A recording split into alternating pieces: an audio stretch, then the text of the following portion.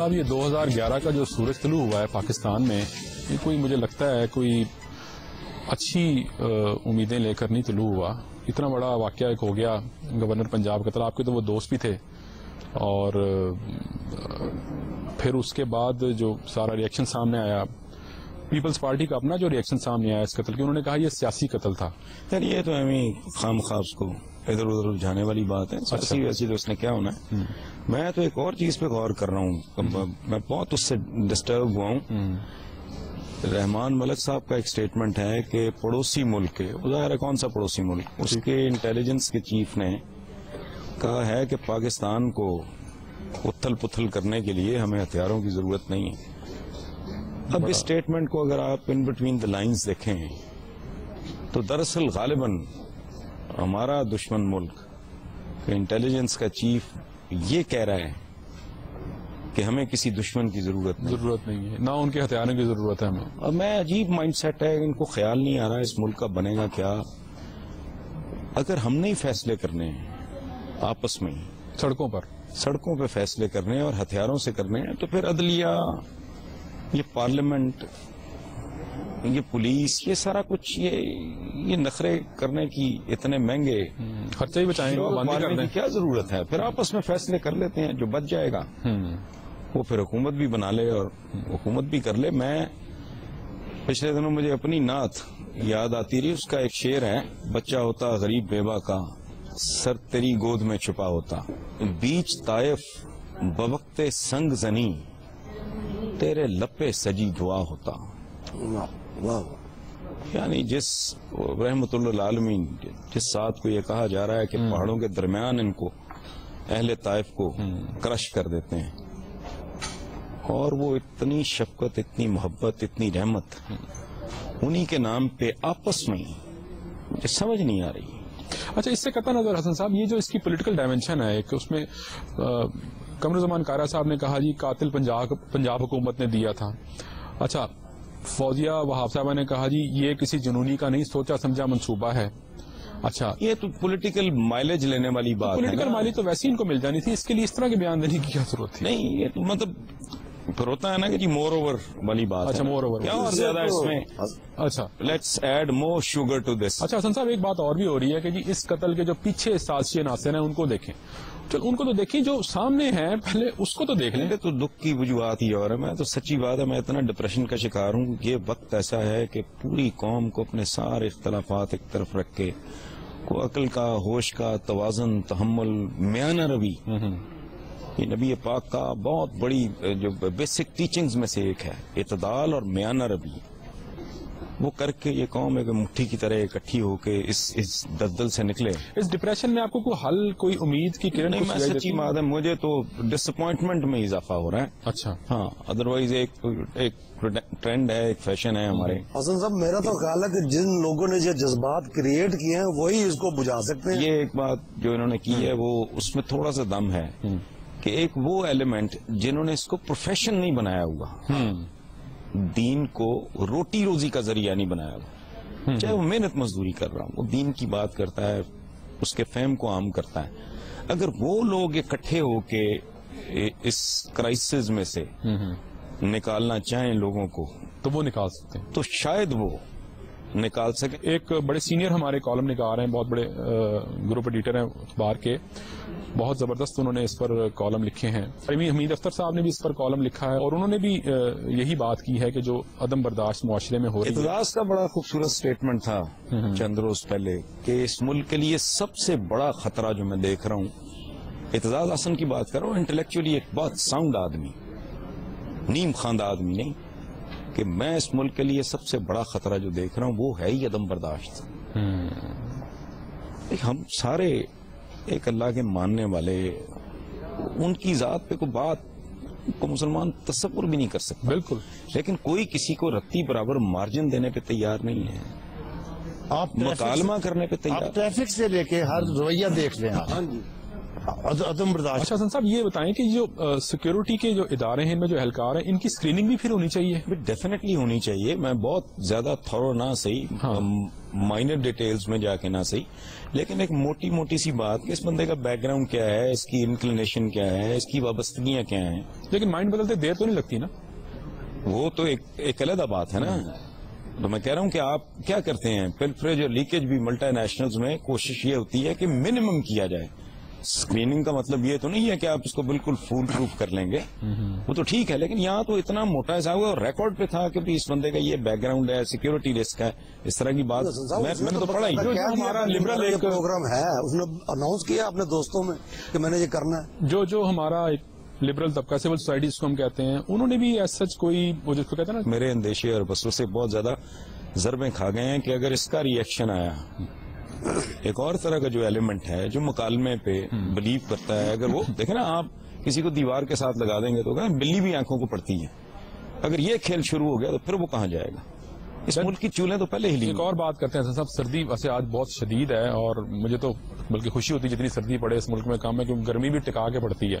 एक बात मुझे जो पता लगी वो ये है कि सर्दियों की छुट्टियां सिर्फ बच्चों को नहीं होती, वो जजों को भी होती हैं। ये मेरे लिए बड़ी वैसे हैरत है इस बात की। जजों को भी जमाने से है कि गर्मियों की छुट्टियां जब एयर कंडीशनर्स नहीं होते थे ये वो, लेकिन इस मसले को अलग रखें। बच्चों का वाकई मैं ये सोचता हूं कि बिल्कुल क्लैरिकल किस्म के लोग हैं हम। ये एक तयशुदा प्रोग्राम होता है कि जी इस तारीख से इस महीने की इस तारीख तक बच्चों की छुट्टियां, भाई ये इसका ताल्लुक मौसम की शिद्दत के साथ आप इसको हार्ड एंड फास्ट रूल बना के कर ही नहीं सकते की तरह, मतलब 6 जनवरी को मासूम बच्चे 6 जनवरी जा रहे हैं, तरीन दिन था। अच्छा भाई मुमकिन है जिन दिनों में आपने छुट्टियां प्लान की हैं या कंसीव की हैं उन दिनों मौसम नॉर्मल हो, उधर आपकी छुट्टियां खत्म हो, उधर सर्दी रूज पे चली जाए। लेकिन जज हजरात को जो छुट्टियां मिलती हैं वो किस खाते में मिलती हैं, मुझे वो समझ नहीं आ सकी। बस यार ये आप बताया ना, आप क्या अंग्रेज दौर की रवायत है, अंग्रेज दौर की रवायत है, अंग्रेज दौर की रवायत। गर्मियों की खास तौर पे गर्मियों की 2-2 महीने अदालतें गर्मी में बंद रहती हैं और सर्दियों में भी कुछ। तो ये है ना कि जराइम पेशा लोग जो हैं, उनके लिए जुल्म करने वाले लोग, वो भी छुट्टी पे जाएं, बैलेंस हो जाना। लेकिन वो तो इन 2 महीनों में क्राइम को ना करे, अदालतें बंद हैं। 2011 का सूरज बड़ा अजीब तुलू हुआ, मुझे तो लगता है वो तुलू हुआ ही नहीं, 8 दिन तो हो गए, धूप ही नजर नहीं आ रही पूरे शहर में। हमारे शायद मौसमों में भी ये तदाल नहीं है, तो हमारे अंदर भी नहीं है। का तो मुझे नहीं पता, आज मुझे पता लगा कि मटन 460 रुपए किलो हो गया। मतलब बड़े स्टोरों में तो 500 प्लस तो ऑलरेडी बिक रहा था, तो लेकिन आम दुकानों में भी। मेरा ख्याल है 2-4 हफ्ते पहले मैं ये बात आपसे कर चुका हूँ, लेदर जो एसोसिएशन है पाकिस्तान की। जी अस्सलाम वालेकुम। महंगाई की बात की तो नहीं तो मैं उन लोगों ने कहा था कि ये 1000 रुपए पे जाएगा जिस तरह जानवर स्मगल हो रहा है। हसन साहब जो तो मटन की बात कर रहे थे, मैं तो कोले ढूंढने जा रहा हूँ, कोले नहीं मिल रहे, इतनी ठंड पड़ रही है। आई डॉक्टर साहब बैठिए, मैं जरा कोले ढूंढ के बच्चों को दूं, बड़ी ठंड हो गई है। ये जो आप बात कर रहे हो ना, ये तो चंद हफ्ते पहले हुई है कि उन्होंने कहा कि अगर ये मामला नहीं रुकता तो चंद महीनों के अंदर अंदर मटन 1000 रुपए तक जाएगा और प्रोपोर्शनेटली बीफ भी। जिस तरह जानवर स्मगल हो रहा है और यहाँ कोई रोकने वाला नहीं। क्योंकि हमारे सामने मईशतदान भी आ गए। डॉक्टर साहब ये बताइए कि बाद लोग कहते हैं कि महंगाई कंट्रोल करना हुकूमत का काम नहीं होता, क्योंकि ये मार्केट फोर्सेज डिटरमिन करती है, ये बात दुरुस्त है? देखिए, मार्केट फोर्सेज तो जरूर करती हैं, लेकिन ये कि रेगुलेटरी अथॉरिटीज का क्या मतलब है। स्टेट बैंक की जो मॉनेटरी पॉलिसीज हैं, जिसमें इंटरेस्ट रेट की बात करते हैं, वो कहते हैं जी हम उसको कंट्रोल करने की कोशिश कर रहे हैं। बैंक्स की जो पॉलिसीज हैं, हुकूमत की जो टैक्सेशन की पॉलिसीज हैं, हुकूमत के जो अखराजात हैं, हुकूमत की जो कर्जा लेने की पॉलिसी है कि बचतें नहीं करनी है, इन्वेस्टमेंट नहीं लाना बल्कि कर्जे लेने हैं, एम्प्लॉयमेंट क्रिएट करना, इन्फ्लेशन रोकना। अब ये कितने 2 अरब रुपया डेली छाप रहे हैं? 2 अरब रुपया तकरीबन। बिल्कुल। अच्छा, मैं इकोनॉमिक लाल खान साहब देखें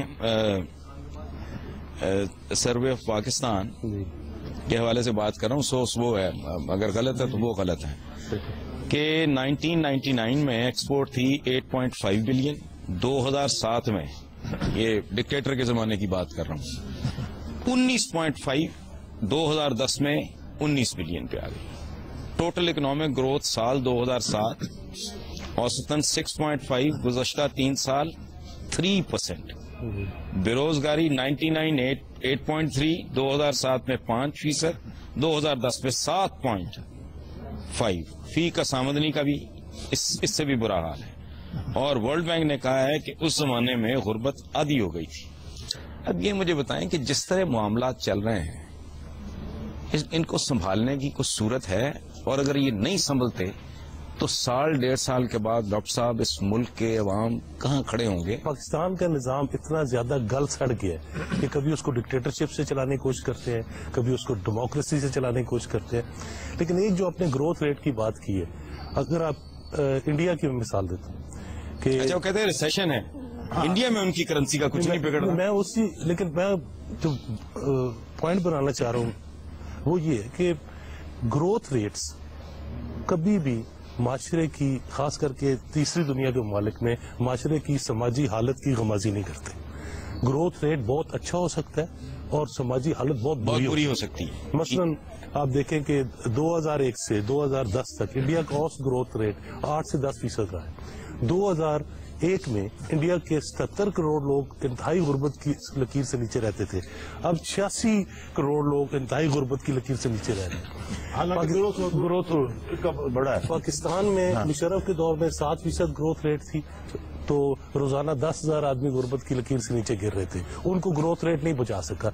ग्रोथ रेट बेसिकली या ग्रॉस डोमेस्टिक प्रोडक्ट या पर कैपिटा इनकम औसतन माशरे की ली जाती है। लेकिन उस माशरे में एक आदमी की 1 अरब रुपया दिन की आमदनी है और एक आदमी की 100 रुपया दिन की। लेकिन जिसकी आप बात कर रहे हैं, उनको जब जोड़ के बराबर जिसकी आप बात कर रहे हैं, जो 10,000 लोग नीचे जाते हैं गुर्बत की लकीर से, उनके लिए आपके ख्याल में हल क्या उन तक पहुंचने का हुकूमत के पास? देखिए ना, पहली तो बात यह कि हुकूमत और रियासत बुनियादी तौर पे मालियाती सरमाए के कंट्रोल में चलती है और उनका जो मफाद है रियासत का और हुकूमत का, वो बुनियादी तौर पे उन जराए पर होता है जो जराए उनको फाइनेंस करते हैं। और जब तक ये मालियाती निज़ाम मईशत रहेगा, उस वक्त तक हुकूमत और रियासत का बुनियादी मकसद तहफ़्फ़ुज़ करना है, तहफ़्फ़ुज़ देना है उस बालादस्त तबके को जो 2 से 3% है, वरना वो इस माशरे में चल नहीं सकता। तो उससे जान कैसे छुड़ाई जाए? ख्याल में कौन सा माशी निजाम पाकिस्तान के लिए बेहतर है? मेरे ख्याल में पाकिस्तान में माशी निज़ाम वो होना चाहिए जहाँ पर इस मुल्क की आबादी की भारी अक्सरियत के मफादात आगे बढ़े। अब क्योंकि तबकाती कशमकश नाकाबिले मुसालियत होती है, जब एक तबके के, बालादस्त तबके के मफादात बढ़ेंगे तो नागुज़ीर तौर पर जो गरीब तबका है, जो मेहनत कश तबका है, उसके मफादात कत्ल होंगे। इस्लाम की बेसिक फिलॉसफी है, बुनियादी बच्चा बच्चा जानता है कि जब कुछ लोगों के पास जरूरतों से बहुत ज्यादा इकट्ठा हो जाए तो इसका मतलब है कि लोगों की भारी अक्सरियत बुनियादी जरूरतों से महरूम हो गई है। बुनियादी बात। अब इन्होंने सुना पेट्रोल की को कीमतें वापस कर दी हैं, लेकिन बढ़ने के नतीजे में जो महंगाई बढ़ चुकी है वो रिवर्स नहीं होगी। वो नहीं होगी। और 22 रुपए टैक्स भी डॉक्टर साहब यही उस पर तो हुकूमत दे रही है। हुकूमत आती है ना, तो हुकूमत करवाए फिर। अच्छा आप बताएं। देखिए, मैं बिल्कुल प्रैक्टिकल आपको बता दूं। पहली चीज ये है कि पाकिस्तान में जो लोग तनख्वाहदार तबके हैं उनको 25,000 रुपये महीना या 3 लाख रुपए पर उनको टैक्स देना होता है। लेकिन हमारे यहाँ ऐसा है कि मिसाल के तौर पर एग्रीकल्चर सेक्टर, उसका मईशत में हिस्सा है 22% और टैक्सेस में उनका हिस्सा है 1%। जुल्म अजीम है ना ये बदमाशी है। अब आप इसको देखिए, मैं अर्ज करता हूँ, मिसाल के तौर पर हमारा जो 3200 अरब रुपए का जीडीपी में हिस्सा है ज़राअत का, और वो 2 अरब रुपए टैक्स दे रहे हैं, नंबर 1। उसके बाद देखिए स्टॉक एक्सचेंज, सिर्फ कराची के स्टॉक एक्सचेंज की जो मार्केट कैपिटलाइजेशन है वो है 3000 अरब रुपए से ज्यादा, वो तकरीबन टैक्स नहीं दे रहे। उसके बाद आप प्रॉपर्टीज पर आ जाइए, प्रॉपर्टीज लोग खरीदते हैं, बेचते हैं, लाखों करोड़ों कमाते हैं, वो टैक्स फ्री है। एक और मजे की बात मैं बताऊं, अभी जिस साल के तौर पर जब ये आरजीएसटी की बात कर रहे थे तो इन्होंने ये कहा कि जनाब वो हमें डॉक्यूमेंटेशन करनी है। खुदा के लिए क्या आप डॉक्यूमेंटेशन कर रहे हैं? मैं आपको 10,000 अरब रुपए की डॉक्यूमेंटेशन यहाँ बैठ के बता दूं, इसलिए कि बैंक, मिसाल के तौर पर एक आदमी है, उसने 50,000 रुपए अपनी आमदनी कमाई, उससे उसने टैक्स दिया, वो पैसा उसने नेशनल सेविंग्स में, डिफेंस सेविंग में लगा दिया, तो वो प्रॉफिट पर टैक्स दे रहा है। यानी पहले उसने इनकम पर दिया, अब वो उसके ऊपर दे रहा है नेशनल सेविंग्स में या बैंक डिपॉजिट पर या प्रॉपर्टी टैक्स या व्हीकल। जो बैंकों में 4,600 अरब रुपए के डिपॉजिट है, उसका एक बड़ा हिस्सा वो है जो कंसील्ड इनकम से बना है, जिस पर कभी टैक्स पे नहीं किया। नेशनल सेविंग्स में 1700 अरब रुपया लगाया गया है, जिसका एक हिस्सा ऐसा है जो कि रिश्वत से, कंसील्ड इनकम से बनाया गया है, آپ پراپرٹی پہ آ جائیے. بہت سے مکانات بنگلیز کراچی میں, لاہور میں, دوسری جگہ جو کنسیل انکم سے بنائے, جو کبھی ڈکلیئر ہی نہیں ہوئے.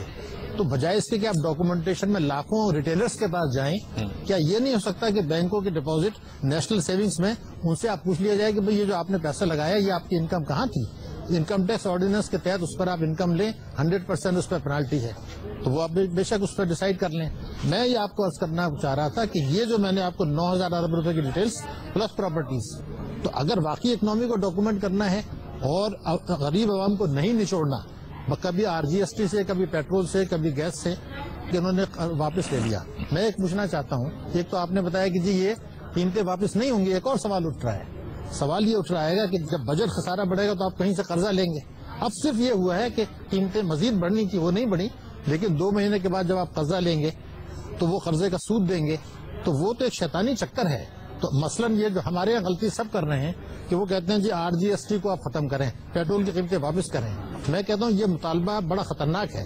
جب تک یہ نہیں کرتے کہ آپ یہ جو لاسز آپ کے ہو رہے ہیں, 1,000 ارب روپے کا ہمارا بجٹ خسارہ ہے اس سال کا جو آپ کو پورا کرنا ہے, تو آپ حکومت سے اگر صرف یہ کہیں گے جی پیٹرول کی قیمتیں گرا دیں یا نہ بڑھائیں, میں یہ کہتا ہوں ساتھ میں یہ کریں گے جی یہ آپ ریونیوز بڑھانے کے طریقے, اس لیے کہ حکومت کے اگر اخراجات دیکھیے, ہمارا ڈیفنس اور ڈیٹ سروسنگ وہ آپ کا تقریباً فیڈرل بورڈ آف ریونیو کے ٹیکسز کے برابر ہے. 800 ارب روپے تو ہم سود دے رہے ہیں. تو اب سوال یہ پیدا ہوتا ہے کہ اگر ریونیوز نہیں بڑھاتے اور اس کا ہم مطالبہ نہیں کرتے تو وہ نوٹ چھاپیں گے یا وہ نیشنل سیونگ سے لیں گے یا بینکوں سے قرضہ لیں گے, اس کا امپیکٹ. لیکن ڈاکٹر صاحب ایک بات بتائیں, پیٹرول پہ حکومت جو ہے اس کو سبسڈی میرے حساب سے نہیں دینی چاہیے. Please correct me if I am wrong. بالکل سبسڈی اس لیے نہیں دینی چاہیے کیونکہ اس سبسڈی سے آپ بھی فائدہ اٹھاتے ہیں, میں بھی, ڈاکٹر لال بھی, سب لوگ. آپ کو اس کی بجائے کیا ٹرانسپورٹ کا سسٹم بنا کے سبسڈی دینی چاہیے جو حکومت کا کام ہے. نہیں پیٹرول کیا سبسڈی دے رہے ہیں؟ سبسڈی کون دے رہا ہے؟ نہیں سبسڈی نہیں. میں نے پچھلے دنوں پڑھا ہے کہیں کہ پر لیٹر حکومت بنا رہی ہے 300 روپے 20 پیسے. 21-22 روپے تقریباً 11 روپے سیل ٹیکس ہے اور 11 روپے پیٹرولیم لیوی. وہ ڈیلر کمیشن ہے, صرف جو حکومت کما رہی ہے پیٹرول پر وہ ہے 21 روپے 30 پیسے. لیکن پیٹرول کی جو قیمتوں کی کمی ہوئی ہے, وہ ایک بار نیپولین نے کہا تھا کہ there comes a time in a war where whatever policy you adopt is wrong. ایسا وقت آ جاتا ہے. بڑی خوبصورت بات. اب اگر آپ ایسا وقت ہم پہ آیا ہوا. اچھا آپ جو میں یہ سجیسٹ کر رہے ہیں یہ ہمارے جو وزارت خزانہ ہے اس کو سمجھ نہیں آتی. دیکھیے بیسک چیز یہ ہے کہ اس میں کس کے مفادات ٹکراتے ہیں. مثلا یہ ایگریکلچر کی آپ بات کر لیں, اس کا مطلب ہے بیسیکلی تو یہ ہے کہ کروڑوں عوام چند ہزار لوگوں کے پاس گروی پڑے ہیں. موٹی بات بلا شبہ یہ جو پاکستان میں کہتے ہیں کہ ایگریکلچر ٹیکس لگا نہیں ہے, یہ بالکل غلط ہے. ایگریکلچر ٹیکس امپوز کیا ہوا ہے لیکن وہ ریکوری نہیں ہو رہی, نل دے رہے ہیں. اس کی کیا وجہ؟ اس کی وجہ یہ ہے کہ انہوں نے لا یہ بنایا پاکستان میں, صوبوں نے, یہ پروونشل سبجیکٹ ہے, وہ لا یہ بنایا کہ مثال کے طور پر میرے پاس 100 ایکڑ زمین ہے تو لا یہ ہے کہ میں 250 روپے فی ایکڑ دوں, یا میری جو ایگریکلچر پہ انکم ہے وچ ایور از ہائر. اچھا اب یہ ہائر تو وہ تو ہائر تو آبویسلی 250 روپے انکم ہائر ہوگی. کلیئر نہیں کریں گے نا, وہ چپ چاپ جو ہے وہ 250 روپے کے حساب سے جمع کرا دیتے ہیں اور گورنمنٹ لے لیتی ہے, اس لیے کہ یہ تو گٹھ جوڑ ہے نا. بیسیکلی عوام کے خلاف سازش ہے نا. بالکل پاکستان ہر سرکاری ادارہ عوام کے خلاف سازش ہی ہوتا ہے. ڈاکٹر صاحب ایگری کریں گے کہ صرف 3 سال ایسے رہے ہیں 72 سے 75 تک جب ایک ایسا وزیر خزانہ تھا جو کسی ورلڈ بینک کا کسی سامراجی ادارے کا ممبر یا امپلائی یا ملازم نہیں تھا, ڈاکٹر بشیر صاحب. صرف ڈاکٹر بشیر صاحب وہ صرف وہ 1 سال یا 2 سال ہے 73-74 جب پاکستان میں ہیلتھ اور ایجوکیشن پہ 43.5% GDP خرچ کیا گیا. باقی آپ تھرو آؤٹ دیکھ لیں پاکستان کے لوئسٹ GDP اسپینڈنگ ہے ہیلتھ پہ, لوئسٹ GDP اسپینڈنگ ہے ایجوکیشن پہ, اور یہ 2 بیسک ایسی چیزیں ہیں جن پر تمام معاشرہ کھڑا ہو. ریسنٹلی میں نے کہیں پڑھا ہے کسی انٹرنیشنل فورم پہ, میں بھول رہا ہوں, وہاں یہ فیصلہ ہوا ہے کہ آنے والے 5 سالوں کے اندر جو ملک ایجوکیشن پہ ہیلتھ پہ ایکس اماؤنٹ آف منی ٹھیک خرچ نہیں کریں گے اور اتنے سے زیادہ ڈیفنس پہ خرچ کریں گے, انٹرنیشنل کمیونٹی انہیں شودر قرار دے دے. انٹرنیشنل کمیونٹی خود کرواتی ہے یہ. ان کا کیا ہم نے تو جو ملینیم ڈیولپمنٹ گولز ہیں اس کے مطابق پاکستان نے 7% کرنا ہے. اس حکومت نے کمٹ کیا ہے کہ ہم 2015 تک 7% کریں گے. اس وقت تو آپ کا 1.5% ہے, تو 7% کیا کریں گے تعلیم کے اوپر GDP کا. اب آپ دیکھیے ڈرامہ کیا ہے, ہمارا 9.5% ہے اس وقت ٹیکس GDP ریشو, 95, 96 میں تھا 14.4. اب آپ یہ دیکھیے 1% کا مطلب ہوتا ہے تقریباً آپ یہ سمجھ لیں 750 ارب روپے کم ہو گئے 95, 96 سے آج. اب سوال یہ ہے کہ 9.5% تو آپ کی ریشو ہے. اس میں سے ڈیفنس اور ڈیٹ سروسنگ میں پورا چلا گیا. اب تعلیم، صحت، ترقیاتی اخراجات حکومت کو چلانا. ڈیفینس اور ڈیٹ سروسنگ کا آپ نے کوشچن ہی نہیں کیا، آپ نے کہا چلا گیا تو وہ چلا جائے. نہیں کوشچن کیا کریں گے آپ؟ نہیں ڈیٹ سروسنگ تو آپ کر نہیں سکتے. میں ابھی ڈاکٹر صاحب سے بات کر رہا تھا. ڈیٹ سروسنگ کو تو کر نہیں سکتے نا، آپ نے قرضہ لیا ہے. نہیں ڈیٹ سروسنگ کی بات نہیں کر ڈیفنس کو رہا. تو آپ دو جملے آتے باہر ہیں. کا معاملہ نہیں، میں آپ کو بتاتا ہوں. اس وقت پاکستان پر کل جو فورن لونز ہیں وہ 58 بلین، اور پاکستان جو قرضے پر سود صرف ادا کر چکا ہے وہ 74 ارب ہے. یہ وہ تو ٹپیکل جو بنیا کرتا تھا. لیکن it is much verse then that. دیکھیں نا، اس سے پوری نسل برباد ہو رہی ہے نا. سود خوری والا دو مقدس چیزیں رکھی ہوئی ہیں، ڈیفینس اور ڈیٹ سروسنگ. ڈاکٹر صاحب آپ کا نقطہ نظر میں کیا ہے؟ 2 چیزیں پہلے بتا دوں. پہلی چیز تو یہ کہ جو ہمارے پاس انٹرسٹ جو لون آتے ہیں باہر سے، ان کی جو ٹرمز اینڈ کنڈیشنز ہیں دے آر ڈیزاسٹر. یہ جو لون آ رہے ہیں یہ تو 4% پہ آ رہے ہیں. اس سے سستا آپ کو کیا ملے گا؟ ہم جو لوکل ڈومیسٹک لے رہے ہیں یہ 13% پہ لے رہے ہیں. IMF جو دے رہا ہے 4, 4.5, 3% پہ دے رہا ہے. ایکچولی یہ ہے امپیریلسٹک ایجنڈا پاکستان کو گھیرا تنگ کرنے کے لیے. ان کی کنڈیشنلٹیز کہ آپ یہ انٹرسٹ ریٹ بڑھا دیں. ہمارا انٹرسٹ ریٹ 14% ہے. آپ کو پتا ہے کہ امریکہ یورپ میں 0.5%. آپ کمپیٹ کیسے کریں گے خدا؟ اچھا اب آپ کو ایک اور اینگل بتاؤں پاکستان میں 0%. مگر میں پاکستان کا ایک اور آپ کو بتاؤں. 99 میں جب مشرف صاحب آئے تھے تو اس وقت پاکستان پہ آزادی کو 52 سال ہوئے تھے.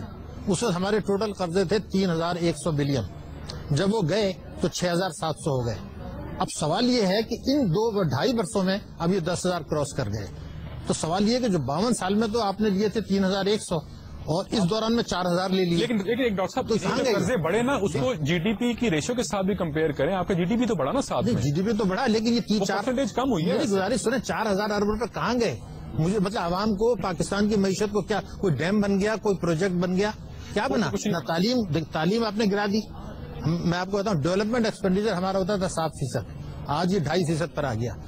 اس وقت فی کس طالب علم ایکسپینڈیچر پاکستان کا افریقہ کے غریب ملکوں سے کم ہے. ڈاکٹر صاحب یو نو اٹ. تو سوال یہ پیدا ہوتا ہے کہ میں اگلے یہ کن کے ساتھ ہو رہا ہے جن کو کہا گیا تھا کہ علم مومن کی کھوئی ہوئی میراث ہے. 137 ملکوں میں سے جو غریب ترین ملک ہے، تعلیم کے شعبے میں جو پاکستان کا ایکسپینڈیچر ہے وہ 134ویں نمبر پر ہے، اور یعنی ہم سے بدتر صرف 2-3 ملک، اور ہیلتھ میں 137 میں سے 137ویں نمبر پر ہے. اچھا حسن صاحب بھوٹان، سیری لیون کے زیادہ بہتر ہیلتھ ایکسپینڈیچر. لیکن ڈاکٹر لال صاحب مجھے آپ ایک بات بتائیں. آپ پورا سب پورا کی بات کرتے ہیں، بلکہ آپ سے بھی حسن صاحب یہ لوگوں کے پاس آخر پیسہ ہے تو لوگ یہ جا کے موٹر سائیکلیں خریدتے ہیں، اے سی بھی لیتے ہیں، موبائل فون پر گاڑیاں سڑکوں پہ. یہ کیا فینومینا ہے؟ 10 ارب ڈالر کی ریمیٹنسز آ رہی ہیں پاکستان میں.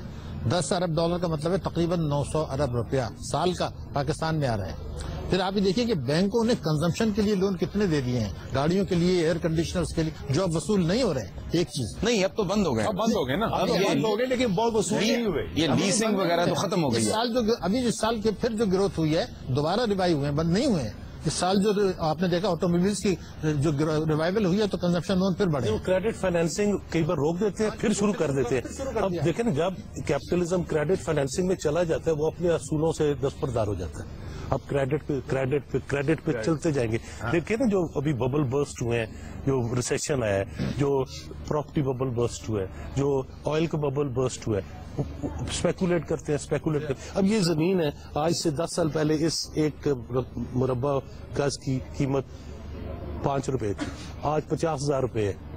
زمین تو وہی ہے. یہ کون ہے جو قیمتیں متغیر کرتا ہے؟ یہ بہت بڑا جوا خانہ ہے جس کو عام الفاظ میں اسٹاک ایکسچینج کہا جاتا ہے. دنیا کا سب سے بڑا کسینو ہے جہاں پہ ہر چیز پہ اسپیکولیشن ہو رہی ہے، ہر چیز پہ جوا لگ رہا ہے. آپ اسپیکولیشن کے اوپر اسپیکولیشن کر رہے ہیں. یعنی آپ نے اس میز کی انشورنس کی ہے، اس انشورنس پر ایک اور انشورنس. لیکن ایکسکیوز می ڈاکٹر صاحب، مجھے ویسے حسن صاحب ابھی تک اپنی بات کا جواب نہیں ملا. آپ نے بھی وہی بات کی ہے کہ کون لوگ ہیں جو پرچیز کر رہے ہیں، پیسے آ رہے ہیں نا جی، بائنگ پاور سے مہنگائی مشروط ہوتی ہے. ڈاکٹر صاحب یہ آپ بھی جانتے ہیں, اگر آپ کی بائنگ پاور ہے تو پھر کوئی مہنگائی نہیں ہے, اگر آپ کی بائنگ پاور نہیں ہے تو پھر مہنگائی بڑی ریلیٹو ٹرم ہے مہنگائی. لیکن ایون بائنگ پاور بڑی ریلیٹو ٹرم ہے کیونکہ اتنی شدید تفریق ہے سوسائٹی میں. ڈاکٹر صاحب آپ اپنے ارد گرد مجھے 5 بندے بتائیں جن کا پچھلے 5 سالوں میں لیول آف جو کوالٹی آف لائف وہ بہتر ہوئی ہے کہ ڈیٹیریٹ ہوئی ہے. میں نے یہ ایکسرسائز کی کہ کراچی میں ایک کمرے کے مکان میں میاں بیوی اور 2 چھوٹے بچے رہتے ہیں. ٹھیک. اس میں ایک بلب ہے صرف اور ایک پنکھا ہے. ٹھیک. اس گھر میں گوشت نہیں آتا, شادی میں جائے تو مل جاتا ہے. 11,000 روپے منیمم چاہیے وداؤٹ ایجوکیشن اور ہیلتھ. اب 7,000 آپ تنخواہ دے رہے ہیں. آج ہم یہ بات کریں گے جی کہ دولت کی ریل پیل ہے. خدا کے لیے کراچی میں 2 کروڑ کے لوگ ہیں, اگر 20 لاکھ آدمی ایسے آپ کو نظر آ رہے ہیں جس میں رشوت لینے والے بھی ہیں. میں نے بتایا اس جو طبقے کی انہوں نے بات کی نا اس کو ڈائریکٹ ٹارگیٹڈ سبسڈی دیں. ہم جو حسن صاحب بات کر رہے ہیں نا, ہم جنیرک قسم کی ایک اوور آل سبسڈی کی بات کرتے ہیں. 200 روپے کا آٹے کا تھیلا سب کو دے دو, اس میں آپ بھی شامل ہیں, میں بھی کبھی کامیاب نہیں ہوگا. کیا مسئلہ کیا ہے ہمارا, میں آپ کو میری فیگر سے آپ کو دیکھوں, آپ کو سمجھ میں آ جائے. دیکھیے 18 کروڑ کی آبادی کا ملک ہے. میرے پاس جو میں نے گورنمنٹ کی اسٹیٹ بینک کی فیگرز ہیں اس کے مطابق 24,500 لوگوں نے 2,500 ارب روپے کے قرضے لیے ہوئے ہیں, جو ٹوٹل قرضے بینکوں کے اس کا 80%. 18 کروڑ کی آبادی کے قرضوں کا ذرا ریپیٹ کریں. تو بڑی کمال انہوں نے زبردست.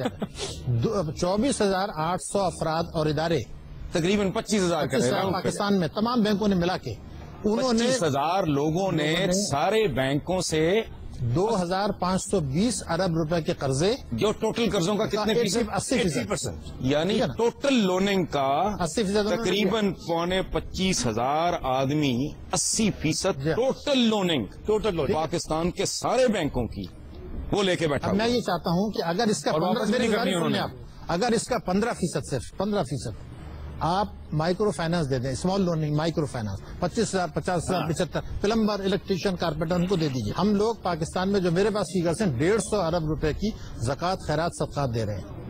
اب میں یہ چاہتا ہوں کہ اس کا بڑا حصہ ڈائیورٹ اس طرح سے کیا جائے کہ جو چھوٹے چھوٹے چند لوگ مل کے جو زکوٰۃ اکٹھی کریں, ہم بینکوں کے ساتھ یہ معاہدہ کریں کہ جو ہم اگر 1.5 لاکھ روپے کا ایک رکشہ ہے مثال کے طور پر, تو ہم 30,000 جو زکوٰۃ ہمارے پاس اکٹھی ہوگی ہم 30,000 روپے اس کو دیں گے اور وہ قرضہ دے دیں اس کو. تو اس سے یہ ہوگا کہ وہ ملٹیپلائی ہو جائے گا 5 ٹائم. 30,000 قرضہ بینک, باقی کے پیسے بینک دے, بینک باقی اس کو قرضہ دے. وہ اب وہ جو زکوٰۃ آئندہ اگلے دفعہ زکوٰۃ نہیں لے گا وہ, کیونکہ وہ رکشہ چلا رہا ہے. اب وہ پہلے تو انسٹالمنٹ دے گا, جب 3 سال میں قرضہ اتر جائے گا تو وہ زکوٰۃ دینے والا بن جائے گا. صرف اس میں جو شرعی ہے وہ یہ ہے کہ رکشہ اس کی ملکیت میں ہی ہوگا تاکہ شرعی تقاضے پورے ہو جائیں. تو ایک تو یہ ہے کہ جو مائکرو فائنانس کا آپ ٹارگیٹ رکھیں 15% اور زکوٰۃ کے ساتھ اس کو یہ بڑا ٹینجیبل فارمولا ہے, یہ ہے پاکستان میں جو میں چیزیں چاہتا ہوں. ایک تو 3 لاکھ روپیہ سال سے زیادہ, اگر کوئی میں ایگریکلچر ٹیکس کی بات ہی نہیں کرتا, اس لیے جھگڑا ہے. ہم تو یہ کہتے ہیں کہ تنخواہ دار طبقہ یا بیوہ یا جو فٹ پاتھ پہ پڑا ہے اگر وہ کچھ پیسے اس کے مل گئے ہیں اور وہ بینک میں رکھتا ہے تو وہ تو زکوٰۃ دے, وہ تو GST دے, باقی لوگ کیوں رہے. تو 3 لاکھ روپیہ سالانہ سے زیادہ ہر قسم کی آمدنی پر ٹیکس لگانا اور انفورس کرنا ایک مطالبہ ہونا چاہیے, نہ ایگریکلچر نہ پراپرٹی نہ اسٹاک ایکسچینج. ریفارم کی بات کر رہے ہیں, ہمیں صرف تھوڑا سا یہ 2 حوالوں سے دیکھنا پڑے گا. پہلے تو اگر ہم اس سسٹم کا بنیادی ڈھانچہ دیکھیں تو اس میں ہم دیکھیں کہ کیا ریفارم کی گنجائش ہے یا نہیں ہے. اس میں ایک چیز تو یہ کہ پچھلے سال جو 100 روپیہ تھا اس سال وہ 62 روپے رہ گیا, اگلے سال اس سے بھی کم ہوتا جائے گا. اب یہ جو رائز ہوگی انفلیشن کی, میں آپ کو صرف ایک مثال دوں. 1923 میں جرمن مارک ایک بڑی اسٹرانگ کرنسی تھا. فروری 1923 میں ایک مارک کے $4 آتے تھے. اکتوبر 1923 میں $1 کے 4 ملین مارک آتے تھے. تو جب اکانومیز کولیپس کرتی ہیں اور جب انفلیشن پھٹتی ہے, جب ہائپر انفلیشن کے ببلز برسٹ ہوتے ہیں تو پھر یہ سارا سسٹم انقلاب سے کم کو بات ہے. وہ ابھی انقلاب پہ نہیں آیا. میں پتہ نہیں کس ملک کا پڑھ رہا تھا کہ جی وہ لے کے نکلتے تھے بوریوں میں پیسے اور فرسٹ اویلیبل کموڈٹی خرید لیتے تھے کہ اگلے چوک پہ جاتے جاتے تک کچھ اور مہنگا ہو جائے. ساری تنخواہ کے پیاز نظر آ گئے. کیا آج کل زمبابوے میں بھی ایسے ہی اگر ان لوگوں کو ہوش نہیں آتی اور اگر یہ ابھی اس پہ کوئی بریک سپلائی نہیں کرتے تو اس طرح کا اللہ معاف کرے یہ منظر میرے خیال میں ہمیں ان حکمرانوں پر زیادہ کچھ کہنے کی ضرورت نہیں ہے. ان کی تمام پالیسیاں صرف ایک چیز کی غمازی کرتی ہیں کہ حکمران طبقے کے تمام حصے اپنی ہار مان چکے ہیں. سیریسلی کوئی پلاننگ نہیں ہے, نہ کر سکتے ہیں, ہو نہیں سکتی. بات کی ویلڈ بالکل انہوں نے کہا گزارا کرو, آپ بے حس ہو جائیں, آپ انڈیفرنٹ ہو جائیں, آپ بالکل منحرف ہو جائے. آپ یہ اقتدار ہے, یہ جمہوریت ہے, یہ امریت ہے, اس کھیل میں ڈالی رکھو. کبھی لوگوں کو مذہب کے نام پہ تقسیم کرو, فرقوں کے نام پہ تقسیم کرو, قوموں کے نام پہ تقسیم کرو. اور اگر آپ دیکھیں تو یہ پچھلے 62 سال میں پاکستان کو نیشن سٹیٹ بنا ہی نہیں سکے. پاکستان ایک نیشن سٹیٹ کے طور پہ نہیں بنا تھا. پاکستان مختلف قومیتوں پر مبنی ایک ریاست تھی. اس کے نام میں یہ لکھا ہوا ہے سندھی, بلوچی, پنجابی, بنگالی. آدھا ٹوٹ کے 71 میں. باقی آج دیکھیں قومی محرومی یہاں موجود ہے, سیکٹیرین وائلنس یہاں موجود ہے, مذہبی شیعہ سنی وغیرہ فرقے ہیں, 72 فرقے ہیں, ان کی لڑائی آپس میں جاری ہے. پھر جٹوں کی اور رائیوں کی لڑائی ہے. یہ سب شعوری طور پہ حکمران طبقات کرواتے ہیں تاکہ اصل لڑائی جو ہے, جو امیر اور غریب کی لڑائی ہے, جو سرمایہ دار اور وہ پیچھے چلی جائے. لوگ اپنی جدوجہد اپنے اصل مسائل کی طرف نہ بڑھ سکے. اصل مسائل روٹی ہے, اصل مسائل بھوک کا تعلیم ہے, علاج ہے. ٹھیک ہے نا, درد بھوک کا کوئی مذہب کوئی دین نہیں ہوتا. بھوک کا کوئی مذہب ہوتا ہے. مجھے ایک بات بتائیں, آپ ہم مہنگائی کی بات کر رہے تھے. ایک منظر وہ جو آپ نے پیش کیا ہے, اگر یہ چیک نہیں کرتے ابھی یہ کو پریمپٹیو میئرز نہیں لیتے, اس طرح کی صورتحال بنتی ہوئی آپ کو کب تک نظر؟ IMF کی اگر آپ ساری ماڈیولٹیز دیکھیں, وہ کیا کر رہے ہیں, انہوں نے اس ملک کو صرف سانس لینے کی حد تک زندہ رکھا ہوا ہے. اس کو ٹرکل کرتے رہتے ہیں, جہاں تھوڑا سا مسئلہ ہوتا ہے پھر ایک IMF پیکج آ جاتا ہے, اور اس کو اپنے اسٹریٹجک مقاصد کے لیے, حسن صاحب, یہ پولیٹیکل مقاصد کے لیے یہ جو بات انہوں نے کی ہے لال خان صاحب نے, اس پہ ذرا آپ کائنڈلی کامنٹ کریں. دیکھیے میں عرض کر دوں, IMF نے جو لون دیا ہے ہمیں $11.3 ارب کا اس وقت, یہ فرینڈس آف پاکستان کے ساتھ ایک معاہدہ تھا, اس کے نتیجے میں دیا ہے. نمبر 1. اور برطانیہ کے وزیر خارجہ نے کہا کہ یہ پاکستان کے ساتھ سودا ہوا کہ آپ وار آن ٹیرر میں امریکہ کو اور ان کو پارٹنر بنائیں جو پاکستان کے اندر جنگ ہے, یہ لکھا ہوا ہے اس کے اندر, اور اس کے بدلے وہ ہمیں قرضے دلائے گا. تو اس سے یہ کیا ہوا کہ اس کے بعد سے اب تک $29 بلین کے نقصان پاکستان کو ہوئے according to government of Pakistan.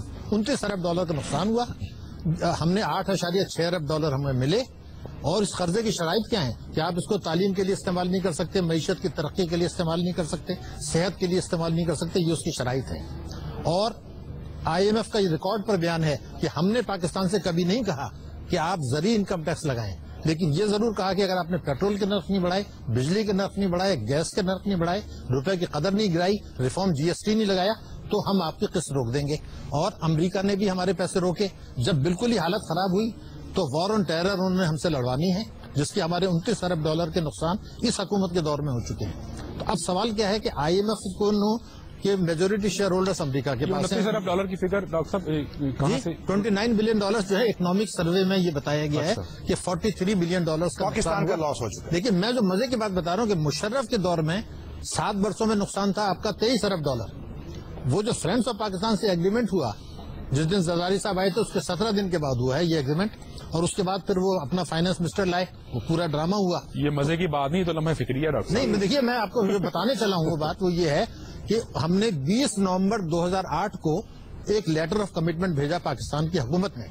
اس میں یہ لکھا ہے کہ 1 جولائی 2010 سے ہم ویلیو ایڈڈ ٹیکس لگا دیں گے, جس کو RGST کہہ رہے ہیں. حکومت پاکستان کو پتا تھا, IMF کو پتا تھا کہ یہ پارلیمنٹ کی اپروول کے بغیر لگ نہیں سکتا.